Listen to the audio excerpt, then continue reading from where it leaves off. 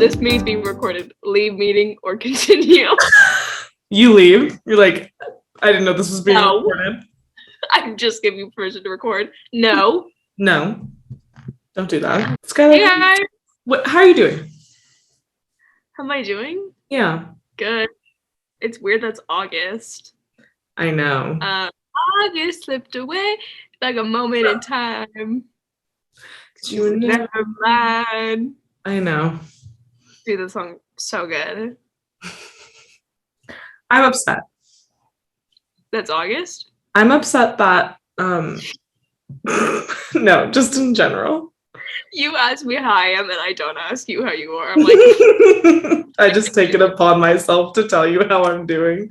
So I'm not feeling great. Thank you. I'm not feeling fabulous. I'm upset because people are irresponsible and we have to start wearing masks again at my school, which I'm not upset about wearing a mask. I'm just upset that people are irresponsible. And anyway, let's all try and keep each other safe and get vaccinated if you haven't gotten vaccinated yet, please. Well, yeah, thank you. The unvaccinated people are getting it. So, yes. Yeah. Let's all be responsible. Okay. I just had to get it off my chest. It's been a stressful couple of days for me. Yeah. New moon coming up. Oh, yeah. Isn't August 8th supposed to be like the best day in the entire world? Or is that? Oh, I mean, if you like follow like numerology things, I think like 8/8 is like an important thing. Yeah, there's just supposed to be good vibes on August 8th, I guess. Good vibes August 8th, you guys. Really good vibes, though. Like the best vibes. I guess we'll find out. I guess we'll see what happens. Also, for people who are watching this on YouTube, I apologize that I'm like having a blue filter on my face. I feel like I look very cool toned. It's because I'm sitting in front of a window. Just ignore it. Emily's in her Twilight era. My Twilight era. I'm gonna turn to a vampire in like 18 months. I seek you. Yeah. Anyways, I start sparkling in the sunlight. I wish that song played every time I walked into a room. Oh my god. Ooh, that's good entrance music. That's ominous entrance music. Yeah. It's like soul-eating witch, but no one knows it music. Yeah, I like that. I love that for you. I just want that vibe. Okay. Hey guys. How are you guys doing? Let us know. Seriously. We'll wait. We're the DMs. Let us know how you're doing. If you just want to talk to someone, we'll talk to you. Yeah. Welcome back to Let's Talk About It. I'm Skylar. I'm Emily. And today we're talking about a movie that I didn't know existed until Emily was like, oh my god, we should do this new Joe Alwyn movie, which I'm going to be honest, he wasn't really in it that much. And how was I supposed to know that? No, I didn't say you were supposed to, but I just meant we said we should watch it because Joe Alwyn was in it, but he was like a leading lady in it. Yeah, he really wasn't in it, but I genuinely don't care because this movie was actually pretty good. And I saw the trailer. First of all, I could not remember the name of this movie for the life of me. Oh, yeah. The last lover to your left. Like, I couldn't, I didn't get it. Like, letter from your lover, which it always makes me think of. This is completely different wording, but the Adele song is like, send my love to your new lover.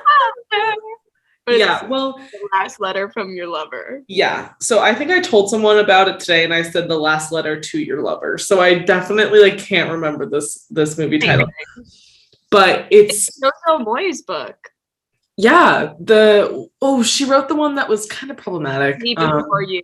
Me Before You. Yeah, I love that movie, and I really like the book, but there is, of course, some controversy with casting an able-bodied man playing a paraplegic. Well, yeah. I mean, completely. There's been a tiny little fly in my room for the entire day, and I want to get rid of it so bad, but I can't. I mean, every day I work and convince myself there's a little bug in my hat. What? You convince yourself there's a little bug in your hat? Why? Why did they come out like that? That was very interesting wording. I meant Mm-hmm. I'll be at work and I'm like outside all day and I will get like a tickle like under my hat, and the first thing my brain thinks is, oh my god, there's a bug under your hat, and it happens like 10 times an hour. So. I would think the same exact thing. So anyways, Jojo Moyes came out. This must have been a book before it got turned into a movie. It's a pretty star-studded cast. Yeah. Shailene Woodley, Jill Alwyn. Amazing in this movie. She served looks every single scene she was in. The 60s are back, baby. Her hair, her makeup. Let me tell you, I wrote down I was like serving looks. She was like running away with her kid. Oh, spoilers. She was like running away with her kid. At the very end of the movie. I'm so sorry. There are spoilers, but let's see, like Me Before You, when he decides he's gonna kill himself. Oh, spoilers. She's like running away, and her hair and her outfit, I was like, it's such a stressful situation, and she looks absolutely amazing doing it. It's unfair. The same like blue-green tone in her makeup and her outfit. I was like, yeah. I almost got that. I almost got the fly that time. Felicity Jones, and then who's the guy that plays Mr. O'Hare?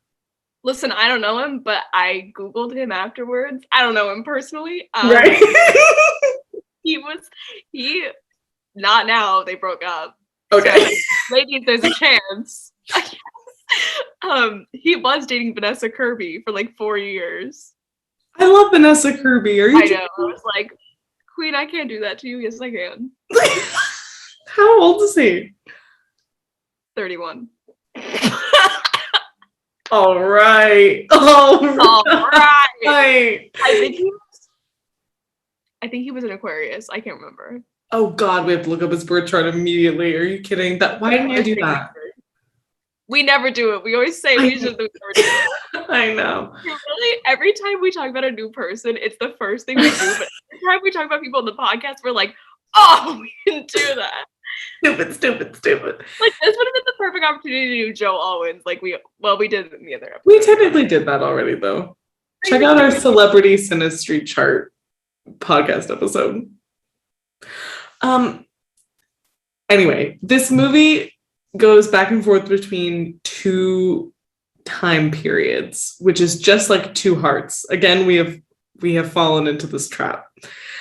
But it's just like a movie setup. My sister was like, "Why are they doing this?" And I was like, "Because that's just a thing they do in the movies."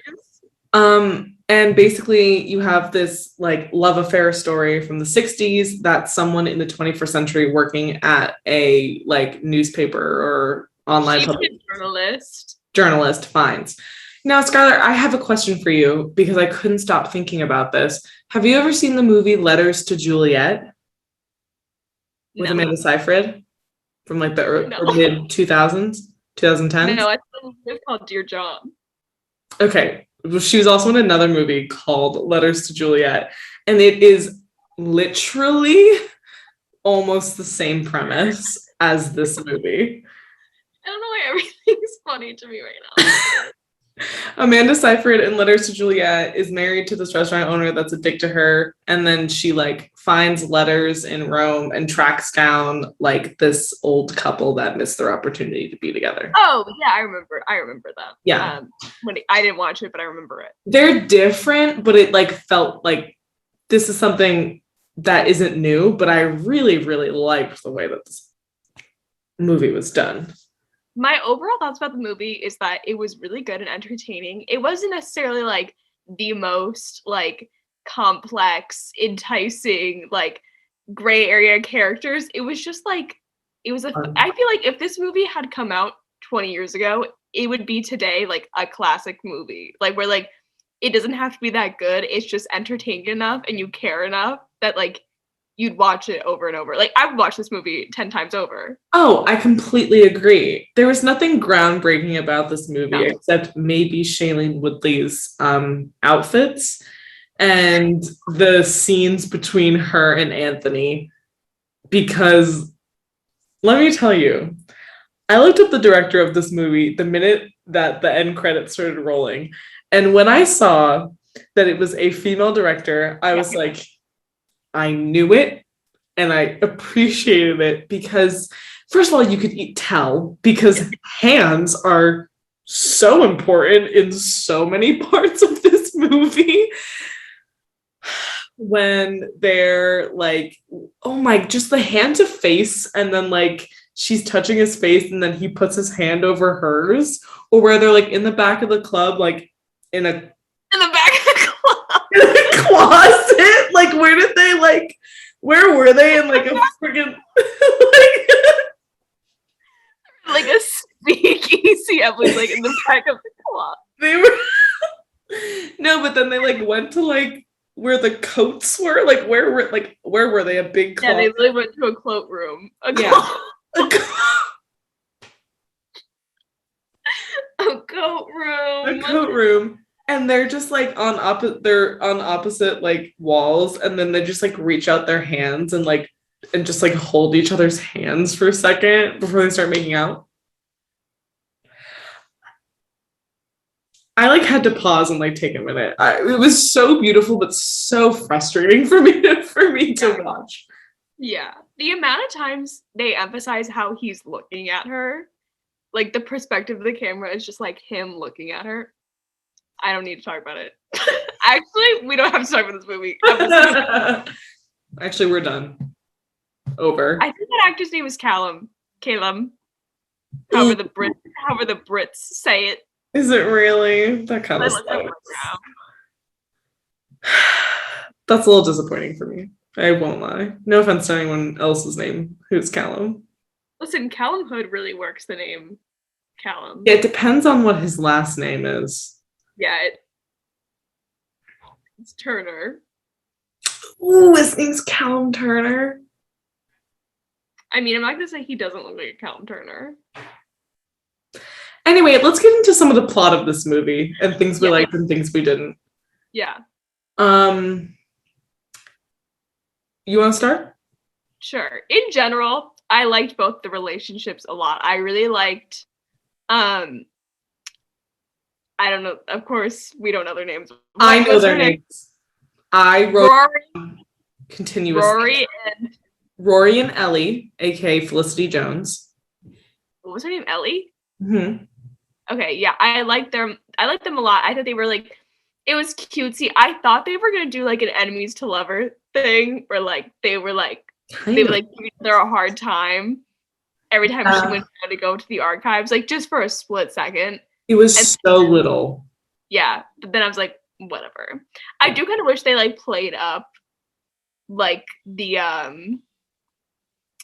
like him being so guarded and her like not being interested in him at all, just so like there was like a little bit more of like a slow burn, because I feel like it happened really quickly.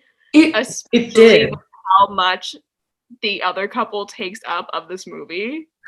I think that's what happened, is that I think there was too much stuff with the couple from the past that there wasn't time to develop that relationship. And I found, this one now. I looked at the other sentence, you're like, I'm sorry. But like, I found myself at the end wondering, like, why did Ellie and Rory even really have a love storyline? Because I genuinely felt like you didn't need it, because like her healing process through finding the letters and getting them in contact was boiled down to her writing a feature about it. So I was like, so how much personal healing have you really done? And how are you so much better off after ghosting this guy for like a week? Yeah, there was no reflection. We didn't know anything about why she felt that way in the first place. Like it's like the stereotypical like I've been scorned in love, so now I like only care about my career and like I reject all men even when they're being good to me. Yeah. And like that's fine. It's kind of an annoying overplayed trope, but like it can be okay if like we get some sort of like backstory and then a reflection and then like a come around that makes sense. Yeah, and also because we don't know why, like Ellie, the first introduction we have to Ellie's character, the 21st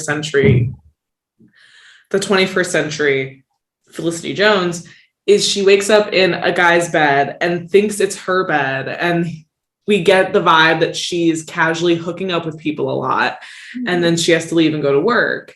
And you don't understand, like, you know that she just came out of a long relationship, but you don't understand why it ended. And you don't understand why it ended until halfway through the movie when it finally catches up and she's at a bar with Rory at like his birthday party, which is a whole thing.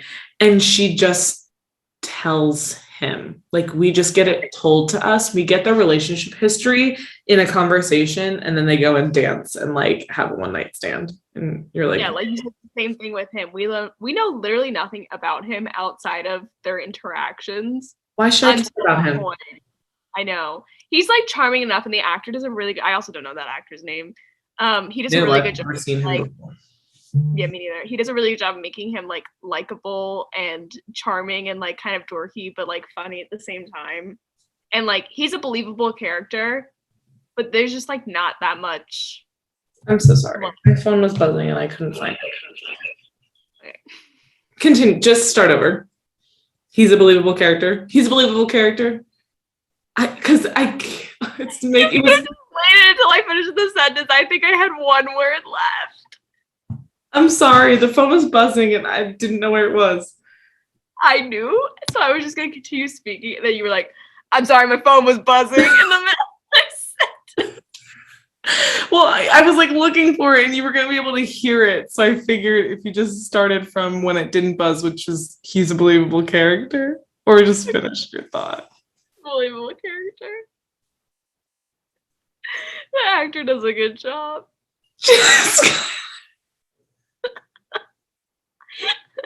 So sorry. It's okay. Emily and I got the giggles today. I'm not in my usual spot. Everything's a little happy. I'm sorry. Okay. You could finish the sentence. I think Emily, I'm done. but I've given up on it. I cut off your point. It's okay. No, it's not. Oh my God, Skylar, wait, just repeat the tail end of what you said. Okay. I'll just summarize what I said. Yes. The character is like so underdeveloped. He doesn't exist outside of their interactions, but the actor does a good job of making him likable enough and charming enough in like a dorky, funny way that you want to see him succeed in this relationship and that you root for him in terms of getting her. Yes. You feel bad for him when like she ghosts him. Yes, I agree. Perfect. Amazing. I agree.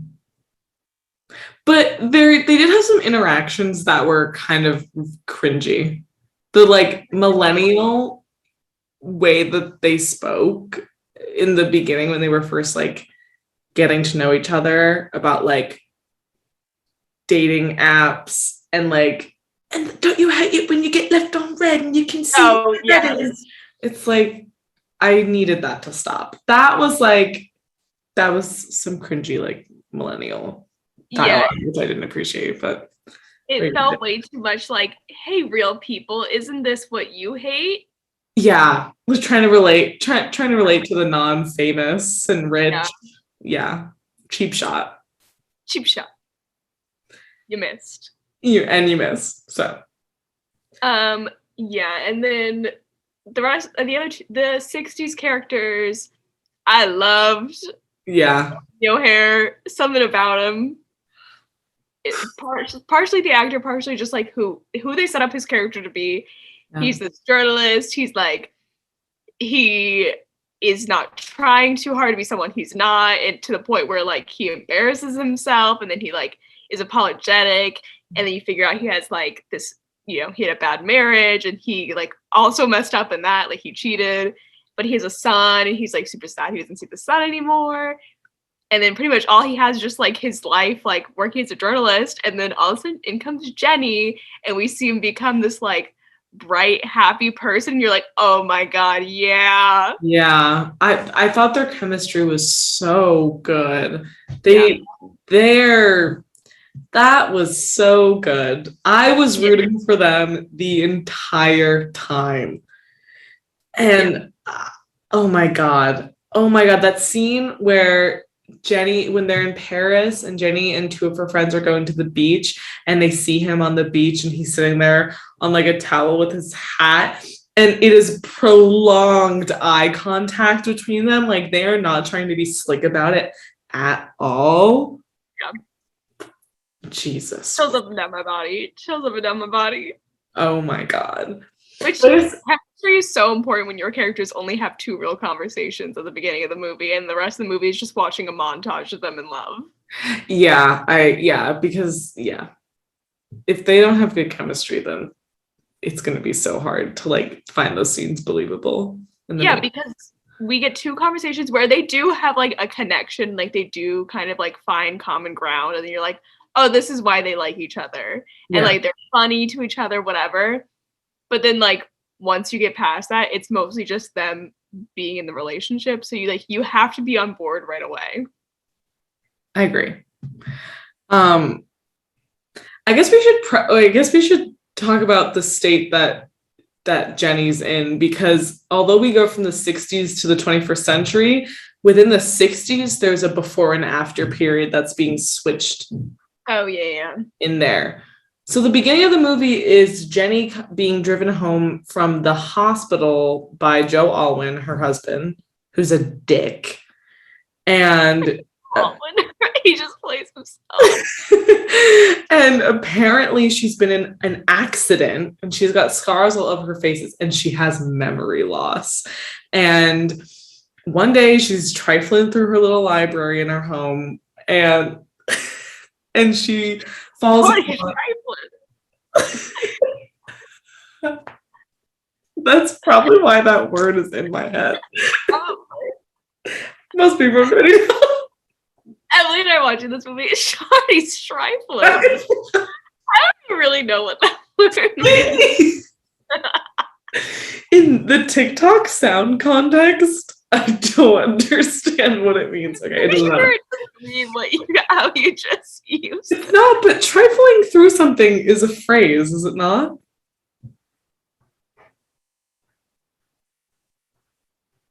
Someone on a scooter.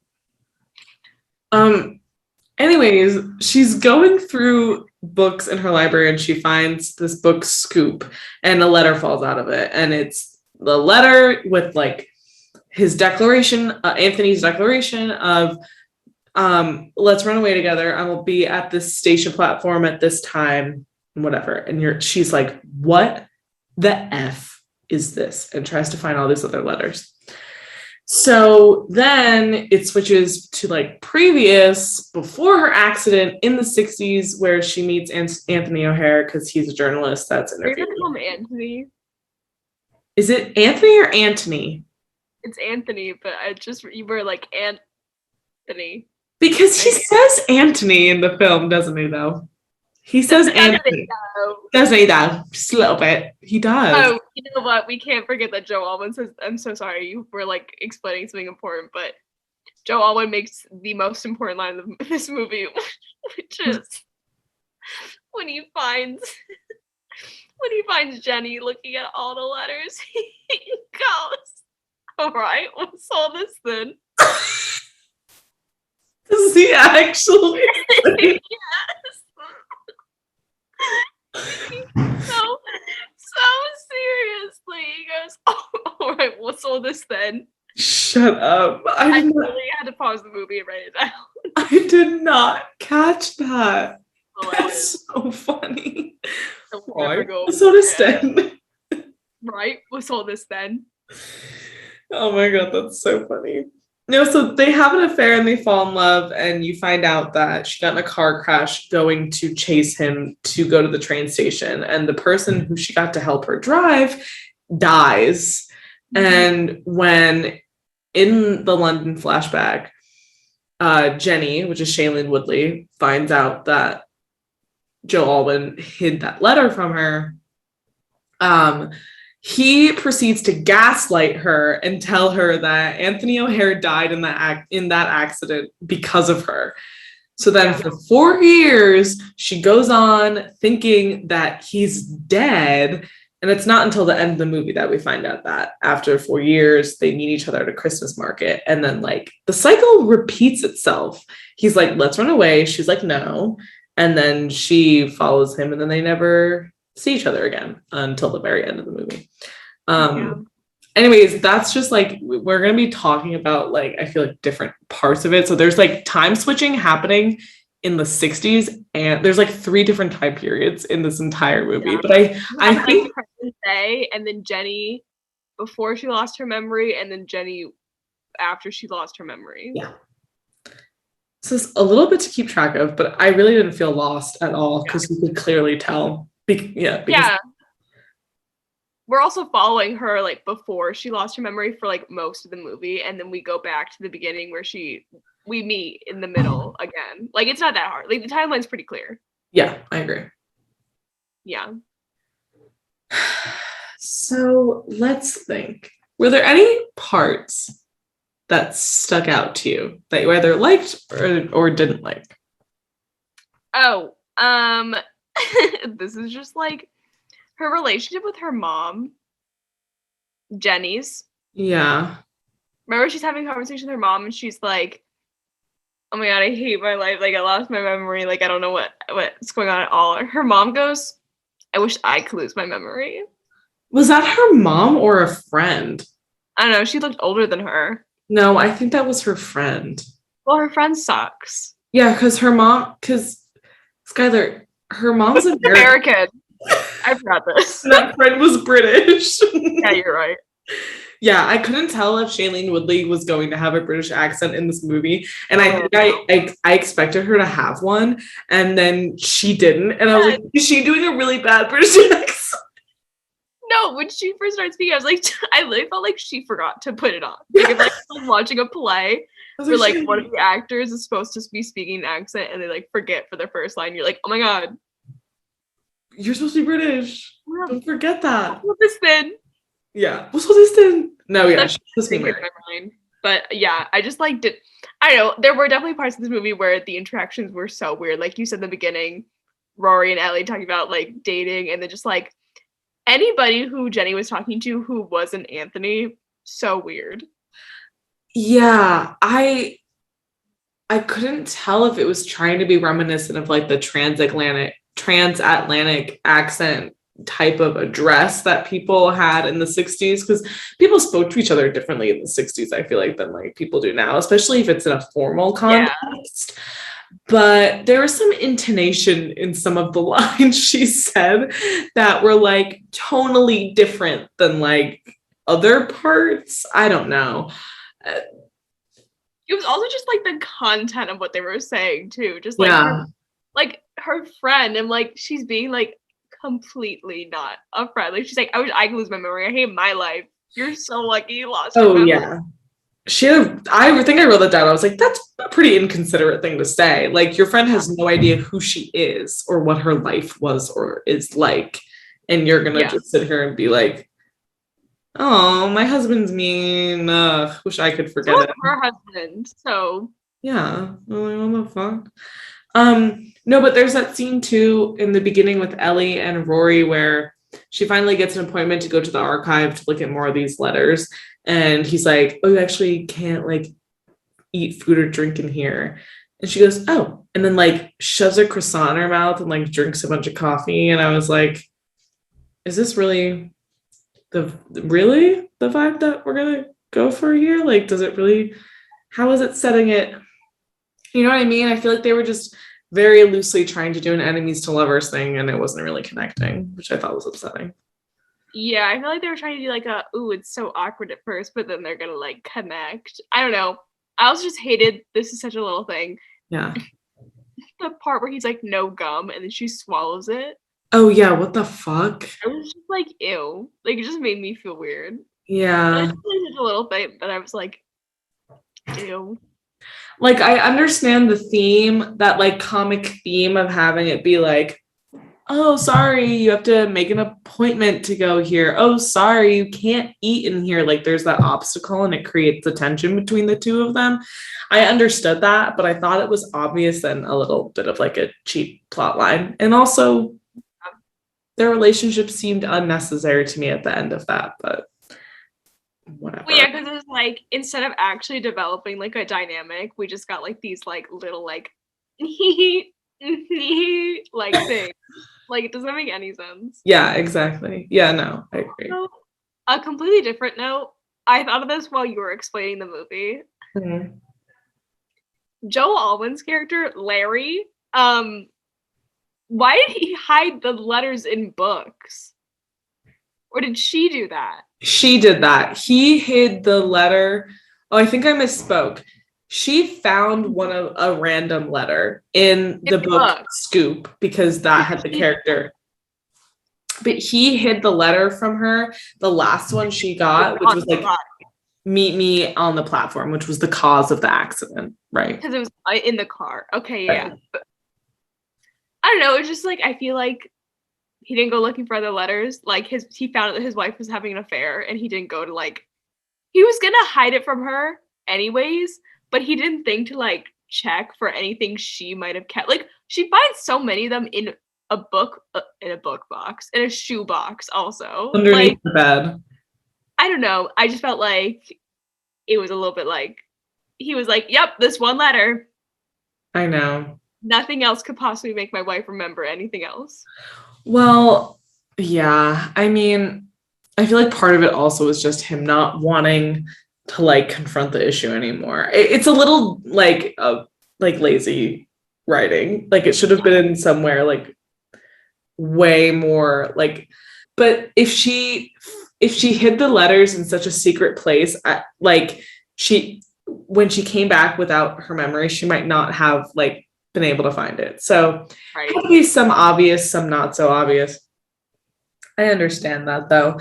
I thought the whole thing, like, it was kind of creepy though. I mean, and it was definitely supposed to be, but like, he finds this out, he doesn't like, and then conveniently his wife like loses memory. So yeah. He doesn't have to even confront her about it, and he can just harbor that knowledge for however long it's going to take. Oh my god, I was like, that's a lot to live with that you're doing, and also like, that's just a huge secret. I thought that was insane. Yeah, I just like his character, at least in the movie, like maybe the book's better. That's, yeah. His character in general was just kind of lazy, because just like, oh, he's just like the jerk husband, like he just like sucks. Like, that's literally just like his character is, like he just sucks and he's never there. Yeah. And he's a bad husband. Like, he interrupts her. He doesn't care what she has to say. Like, he leaves her all the time. Like, he wants her to be more subservient, like whatever. But then just like, there's no, I mean, I guess we just have to assume that the reason he wants them to stay married is because he wants the status and to be like the rich guy who has a wife, and like, he's, you know, he'll have a kid and whatever. Yeah. But just like you said, it's so convenient for him to like find this out, and then he just like keeps it a secret. Like, we don't know anything about like his reaction to it, like who he had to get involved to keep this a secret from her. Like, if he had to do anything like really secretive or like kind of sketchy to like keep it from her. Like, there was no real characterization of him. We just like know he's this jerk who like keeps this big secret from her, right? Reasons, right? And we don't even see him like you said, maybe even look for other letters and hide them from her. Like, that's never even just like a 2-second scene in the movie. And he also, you only get one glimpse of like at the lunch between O'Hare, Larry, and Jenny, where he is like, oh, divorce is a messy business, like, or a messy affair or whatever. So I think part of it too is just his attitude towards it is like it's a big bother that he doesn't want to deal with. And it's, I think also like people always just thought it was easier not to get divorced than to get divorced. So especially in the 60s, like you might as well just like, I don't know, keep your wife held captive, I guess was a better thing to do. Might as well just have her be someone who lives in your home. Exactly. Unwillingly. She loves you. You don't. Obviously, you don't care if she loves you. Like, what the Exactly. fuck? That's the whole thing. We don't get any. There's no motivation for Joe Alwyn's character otherwise than he sucks. Like, that's literally it. And they didn't even have a kid before this entire thing happened. Like, yes. It's not like, and it didn't sound like they were planning on having a kid because Jenny asked her friend why they don't have children. And she was like, oh, Larry's away all the time. Yeah. So you don't want to have kids because he's never going to be there. And then 4 years after her accident, she has a child. It's probably a ploy to keep her there because. But we don't even know that. We just things. We have to fill in so many blanks. The child thing, when 4 years after the accident, when Anthony and Jenny see each other at the Christmas market, and then like they go off and they like have sex, and she's like, I remember everything. I came to see you, blah, blah, blah. It was an accident, whatever. He's like, okay, well, now let's run away together. And you're like, yes, Jenny, yes, run away together now. And then she's like, I can't. I have a kid. You're like, yeah. When the fuck did you have a child with Joe Alwyn, and why? The child Esme. And she named her kid Esme. Listen, the name Esme is nice. It's just like now it's forever tainted by Twilight. I think I wrote down in all caps. I was like, "What in the fucking Twilight universe is this name?" Could you imagine if it was Renesmee instead? I would have to break my computer. I would have to sue Jojo Moyes. I would have to. She'd be sued. How dare you do that? How dare you Twilight into any other media?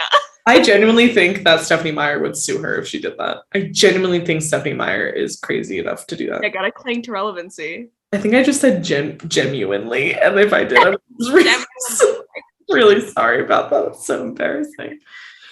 No, but you're completely right. Like, there's all these things that like they change, so we have to assume that like there's a reason for it, and like you as the viewer, you have to like extend your mind to like fill in, like, you know, you have. So in the beginning, she's like, yeah, you don't have kids because like you neither of you really want them, and he's not here, so like, are you like, who would have one? And then at the end of the movie, she's like, I have a kid after she loses her memory. So you just kind of have to be like, okay, well, like maybe he wanted her to keep her locked down for real this time. Yeah. So he made sure they had a kid, so like she would feel like tethered to him forever. Yeah, and then also when she wants to leave, she confronts him and she's like, I'll take our child, I'll leave you. And then he's like, if you try and take our kids, I'll take our kid. And who the courts aren't going to decide with a adulterous, like amnesia affected crazy wife. And I was like, oh my God, it's the stinky 60s. And I forgot that she can't just like leave and like have her child in custody. Yeah. She eventually does, which is like what the older Jenny tells Ellie, is that like once she knew that the law would be on her side, she took her kid, which I don't know what that means, but I was like, when feminism became prevalent, like, what does that mean?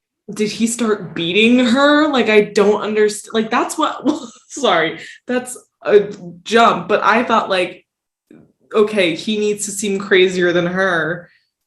So, or was it like 15 years later? Like, how much time was involved? Yeah, I have no idea. I don't know. It couldn't that much because the girl was little. Like the kid was small. And she's 3 or 2 or whatever. Yeah, she's like 3. Yeah. So I don't know, but you did find yourself like filling in those blanks. And so you were kind of being a little screenwriter while you were like watching the movie. interactive. You're like, oh my god, here's my part of the storyline. I added the Yeah. right instead. Yeah, like I think it was so weird that like you could literally like sit there and like come up with like your own like subtext or like reasons for like an outcome that happened like three-quarters of the way into the movie. It's just like something that's thrown at you and there's no time to give you an explanation because other shit is happening. And so they're like, she has a kid, forget about it. Like, and it doesn't really end up mattering, like except for one instance. They're like, oh, now she's the opportunity to run away? No, more problems. There's a kid here now. Yeah, it's just like more obstacles so that the meeting of them at the end was like the last time they ever met. Not to make everything about Twilight, but it's literally like, it's the equivalent of, it's like the movie version of Stephenie Meyer explaining every part of Twilight that doesn't make any sense. Like, it's her being like, well, the reason Bella got pregnant is because male vampires actually can produce sperm, but female vampires cannot produce eggs. So that's why Rosalie sucks. Fuck Rosalie. Yeah. I'm so convinced that Stephenie Meyer just did that because she villainized Rosalie so much and taught girls to be like Bella instead of Rosalie. Rosalie is a perfectly respectable character. This is for our previous episode. But yeah.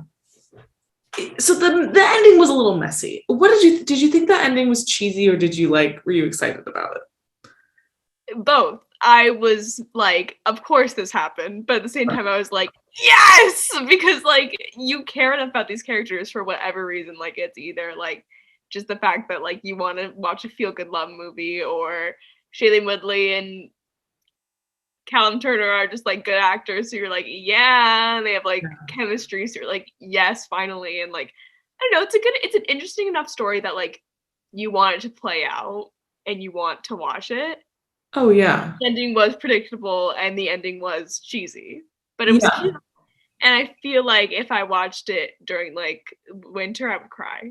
So there's that. I agree. I did find myself like being like, oh my god, what is gonna happen? Like when they passed each other in 1969 at the Christmas market, I was like, is she gonna remember him? Is she gonna recognize him? And then she did, and you're like, this is so great.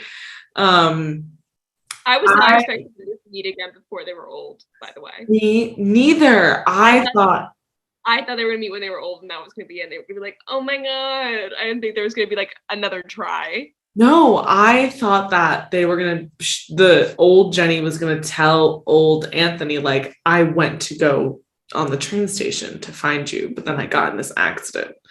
But I really liked the fact that they met again and it didn't work out again. And then they went their separate ways. And then that's how she met like Mary Ellen, the newspaper woman who Ellie was supposed to be investigating this whole time. And then got so sidetracked and did a completely different thing, which I don't know if that's okay at like your place of work, but if it is, just like, so can I do this for 3 weeks instead? Actually, I have something I'd much rather talk about, so I don't want to do this anymore. And she took it from, can we talk about all of the actors that are in this movie? Well, there's just 2 that I recognized. The guy from Sex Education, what the fuck is his character's name? He's her coworker. I didn't watch that. Oh, wait. My god. Not Otis. Otis's friend. What is his name? Oh. Sex Education. Eric, the guy who plays Eric. Yeah. He's in this movie. Wait, who was he? Okay. Ellie, first time we see Ellie, wakes up in bed. Oh, yes. Okay, yeah. Goes to work, and then they're all upset at her. They're friends. Yeah. And then also, I am 98.79% sure that I know that the man that Ellie first wakes up next to, the very first time we ever see her, is that not Towns from the Queen's Gambit? The old guy who was like creepily into / maybe gay. Is that not Towns? I'll look it up right now. I knew he looked familiar. I thought that was Towns. Oh my god! Wait, if you feel bad for not recognizing people, my sister Jen listens to the podcast. Like, genuinely, this is just funny. Love you, girl. We started the movie together, and Joe Alwyn in the first part of the movie. To be fair, he was wearing a very large brim fedora. Yes. She goes, "Is that Logan Lerman?" Oh my god. After I literally told her I'm watching this movie because Joe Alwyn is in it. That's so funny. That's actually so funny. Is that Logan Lerman? And then she goes, Joe Alwyn looks like someone Taylor Swift would date, which I don't know what that means, but she's right. I mean, he does. Yeah, he does. I have to say something controversial. I don't think he looked that attractive in this movie. That is controversial. I think a lot of people have been on TikTok. I've been seeing a lot of people being like, "Okay, Taylor, I see it. I already saw it. I already thought Joe Alwyn was cute." I think he's attractive outside of this movie. But for some reason, unless he was lighting a cigarette, I didn't find him that attractive in this movie. He was dressed so stuffy. I couldn't get behind it really, but I mean, yeah. Okay, Towns isn't in this movie. Okay, so you lied. But I swear to God, that's him. It looked. I mean, from my memory from watching that movie 2 days ago, it looks like exactly. Let me check IMDb. It is. It is. So you did not lie. Jacob Fortune Lloyd. I know I'm right. Yes. Okay. So to confirm, Eric from Sex Education is in this movie, and Towns from The Queen's Gambit is in this movie. Yes, okay. I friggin' knew it. Okay. It's so unimportant, but I had to get that off my chest. The cast is just like full of people that like you know of. Like everybody knows of. I mean, I didn't know of Anthony O'Hara's actor, but I know of his ex-girlfriend. I'll be the next one. Oh my god. And the funny part is my sister was also like, he's not cute. And I was like, that's not true. He is. I was like, false, but okay. Then she goes, I forget who was on screen at this point. She goes, is that John Mayer? Shut up. I was like, girl. So many questions. Keep being curious, keep asking questions. When has John Mayer ever acted? Who looked like John Mayer even remotely? I don't know. My sister has very bad, like, I'm good with celebrity names, and I think I took all of that in my family because Jen is she's not. That's actually so funny. Is that John Mayer? Could you imagine if John Mayer was in this movie with Joe Alwyn? No. I bet Joe Alwyn would have some words. Oh my god. Like, I think 19 is too young. Joe walks onto set and he's playing Dear John. And John Mayer's like, the boombox. Boombox on his shoulder. Dear John. They're just harassing each other the whole time. John Mayer can't speak. Well, that's true. He should keep his mouth closed at all times. I agree. This is a John Mayer hate. Huh? Do you hear his new song? I mean, I've heard the clips of it on TikTok. I mean, yeah, that's same thing. I haven't listened to the whole thing because I don't respect him. Well, I haven't listened to a full John Mayer song, I think, since Half of My Heart came out. I would like to talk about, I don't know if you felt the same way, Skylar. When Anthony and Jenny are starting their affair, and he's like, if you want to have an affair with me, this isn't how he says it, but basically he's like... No, I want to hear your interpretation of it. Basically, he's like, if you want to have an affair with me, meet me at this park at 2 p.m. on a Friday. And she obviously wants to have an affair with him. So she meets him at the park. It's broad daylight in a public space and they are fully making out with each other. And I was like, Yes. are you guys not worried about being caught? Like, presumably you're close enough to where each of you live where like someone else could see you. And they do this multiple times in the movie. I was like, is this not like supposed to be a secret? No.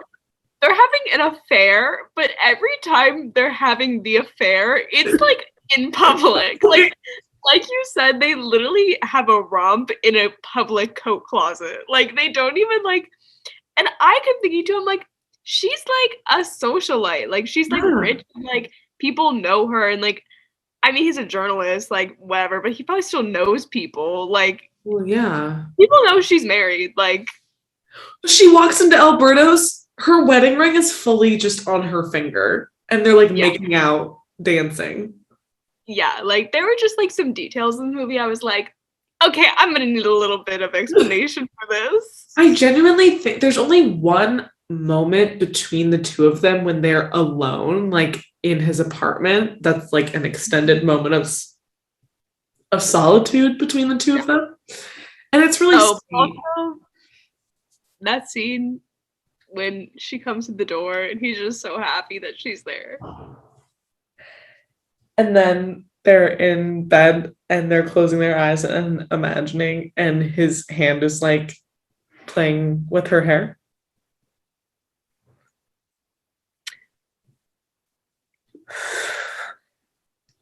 Okay, guys, we'll see you next week.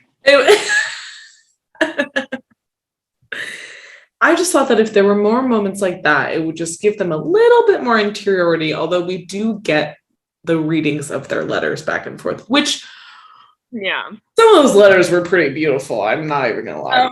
Yeah, no, the things they said to each other, like whatever that line they kept repeating was, where it was like, our love is timeless and fearless.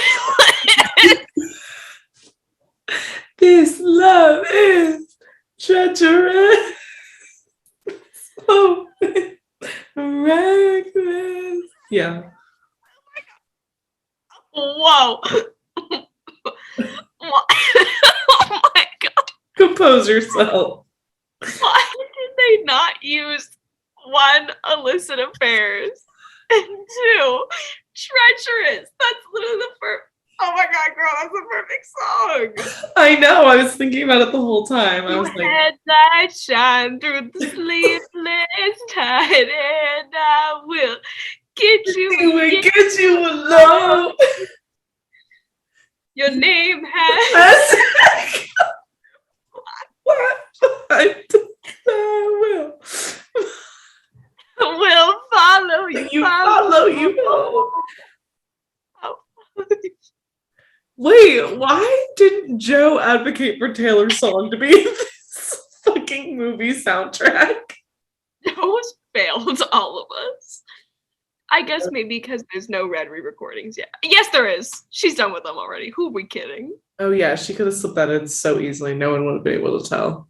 Dude, do you know how I would have pooped my pants? A fucking missed opportunity. As someone should hire me as Taylor's. Why aren't we on her PR team? Genuinely, why aren't we on her PR team? And someone should be managing Joe because he made a mistake. He made a mistake. Walking over that man. He should have walked in his first day on set and been like, put my girlfriend's music in this movie. It's perfect. It's so perfect. Ugh, whatever. Friggin' missed opportunity. Oh my god, and Ivy? Yeah, obviously. Wait, that's the... If I could have one song in this movie, it'd be Ivy. Yeah.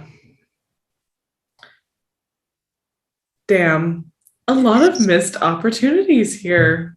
So many thoughts. Me making edits tonight to Ivy with this movie. Guys, I want to see more of the last letter from your lover edits to Taylor Swift songs on the FYP. Let's make it happen. TikTok this week. It's just gonna be edits of this movie to Taylor Swift songs. Can we please do that? Just one. I'm like, so much work. I respect the edits community so much. No, you're right. There's no way I can do that. There's no way I could do that. I don't even do my schoolwork anymore. Facts. The editing community holds every fandom on their shoulders, because even though in my head, I'm like, no, that's so middle school. Every time I see an edit, it makes me feel something, and it can spark something in me so quickly. I agree, except for the edits of some Reputation song to John Mulaney in the sitcom he had in the early 2010s. That's so specific, Emily. No, because I saw someone. Like, yes, except for when they do this one very specific thing. Because, Skylar, what's the song where she says something about a Cheshire cat smile? Did they tell us don't rush into things? Did you flash your green eyes at me? Did you? Okay. That's Wonderland. Before we get fucking sued, because all we're doing is singing. Like, oh, you're gonna comment on my music. Fucking copyrighted. There is an edit that I saw someone duet that is to that part of that specific song. And it's playing over clips of John Mulaney in this sitcom he had in like 2014 or something. And it's so out of place. And it's like sitcom in 2014. He had a failed sitcom, okay? And you're like trying to make a point. I'm like, John Mulaney had a sitcom. No, I know. But it was so, like, if I showed it to you, you would laugh, because it's like these like lyrics at that tempo, and it's just like him looking normal in a dress shirt, like not doing anything, and it's so uncomfortable. He's like waiting for his next line. Didn't they tell us don't rush into things? Like, it's so sitcom? Yes, a sitcom. I thought at the very least it was gonna be like the part of a special Ready for It, where like she's like, no, he was a killer. First time that I saw him. I'm sure they've made you know what I mean? I'm sure they've made those edits too, but this is one specifically that I saw that was so terrible. Anyway, we're like 30 miles from the point. Wait, one more thing about edits. What? I hope someone makes edits of us, not together. I just like hope that like a funny one. Like, I want to see something so ridiculous. What if? Or better yet, serious, but like too serious. Too serious to where like it's funny. Exactly. What if people start to ship us? That's wildly uncomfortable. Oh my god. Ooh. Sorry, I just know that I know the like different ends of the spectrum that the editing community like can land on. I think the problem is that we're not young men, and young men always get shipped together. Oh yeah, that's really so true. That's really so true. Oh my god, do you think that'd be so funny? That would actually be so fucking funny if people started making edits. No offense, I think I would probably log off the internet forever. Oh my god. Let's do final thoughts on this movie, okay, before we absolutely lose anyone who's listening. Shut up! I came to see if this is like a movie or not. It's like with John Mulaney. Okay. Okay. Skylar, talk about your final thoughts. My final thoughts are, you should watch this movie. It's a great new romance movie. Like, it's just good. It's fun. It's not a serious watch. You can just like, it's okay. You know what? It'd be a good movie to watch with friends too, because then just like you're getting so excited together. But it's also a good movie to watch if you just like want something that's like, it's almost like The Notebook, where like you just watch it because you want to feel that much. Yeah. You want the heartbreak and then they come around where they're old. Yeah, I agree. I think this is an entertaining movie.